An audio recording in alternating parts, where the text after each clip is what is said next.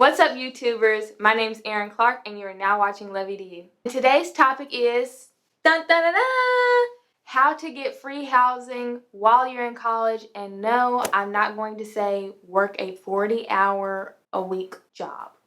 There are several ways to earn free housing while you're in college, but they're going to be in two different groups. One group is going to be non-institutional funding based, and the other group I will talk about will be institutional funding based free housing. So let's get into it. The first group we're going to talk about is the non-institution based funding for free housing. And what non-institution means is that the funding is not coming directly from your institution / your university. Number one, the Housing Choice Voucher Program.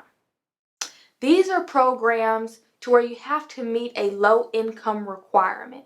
And the requirement is that you must not meet 50% of the median salary earned within your county. I'll explain. So say if the median salary within your county is $80,000, half of $80,000 or 50% will be $40,000.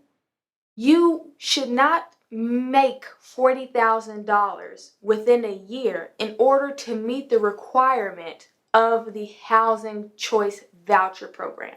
There are other requirements that will need to be met, but the primary one is the income requirement that I just went over. We'll leave the link below in the description so that you'll have direct access to the website and to the application to see if you do meet the requirements and are eligible to receive funding from the Housing Choice Voucher Program. Number two, emergency housing. This is really a special circumstance program. This is funding given to you by specific organizations to fight homelessness. So say if you are not able to get into the college housing because it's overbooked, meaning that it's super crowded and they have no more rooms for you, you're out of state from where your home state is, and you do run the risk of becoming homeless. Within the emergency housing programs, there are charities willing to give funding to students who do run the risk of becoming homeless. I only know of two charities, and I'll leave all that information in the description box below. And number three, financial aid appeal. So this not only goes with housing and can go towards more circumstances.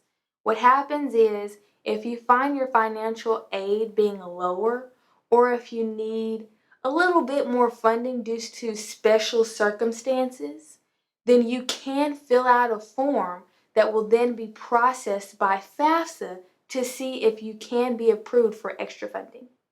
So here's an example. Say if your parent had gotten fired from their job and now they're making a significantly lower income that wasn't reported during the original FAFSA for the year. Now that your family is experiencing a lower income after you file the FAFSA, you can then go to your financial aid department and ask for either a special circumstance form or a financial aid appeal form. They should know what you're talking about. Within the form, you're going to address your special circumstances to ask for more funding. After the form is sent off, you then have to wait approximately 3 weeks to see if you're approved. That's all of the non-institutional based ways to get funding for free housing. Now let's move on to the institutionally based funding for housing. I only have two for this group. Number one, become an RA. An RA is a resident assistant, which means it's a student that is going to wake up very early in the morning because someone locked themselves out of their room. And by early, I mean 3 o'clock in the morning after the party is over. The way resident assistantship works is you apply, you go through an interview, you get accepted, and then whichever dorm complex you are assigned to, you more than likely will get free housing for that dorm for simply working as resident assistants for that dorm. If you're not automatically given free housing during the resident assistantship for that dorm, they normally provide other ways to allow you to pay for it. One of the ways is they will give you a check every week, and normally that check will either equal the total amount for a year's worth of housing, or it will be a little more so that you can pay for all of your housing for the year and still have a little bit left over for splurging. And number 2, transfer scholarship. After you attend a community college for the first 2 years and earn your associates, if your GPA stays relatively high and you're in good academic standing, transfer scholarships from universities open up, and they are normally very lucrative. These scholarships normally not only pay for your tuition, but also room and board, and normally the room and board is at the nice dorm. You just have to make sure that you look out for the college fairs that your community college provides, because at those college fairs are universities waiting to give you a transfer scholarship. And like I said, most of those scholarships include room and board. In this case, I have personally experienced this. I attended a community college for my first 2 years, and after I attended my community college and earned my Associate of Science, which was paid for by my Pell Grant and my Hope, I then went to the college fair where all the universities were there offering transfer scholarships. Majority of these scholarships offered tuition, room and board, fees, and the only thing they didn't offer were books. We'll make a video about that later. And that is how I got through my undergrad for free. But this is not the only way.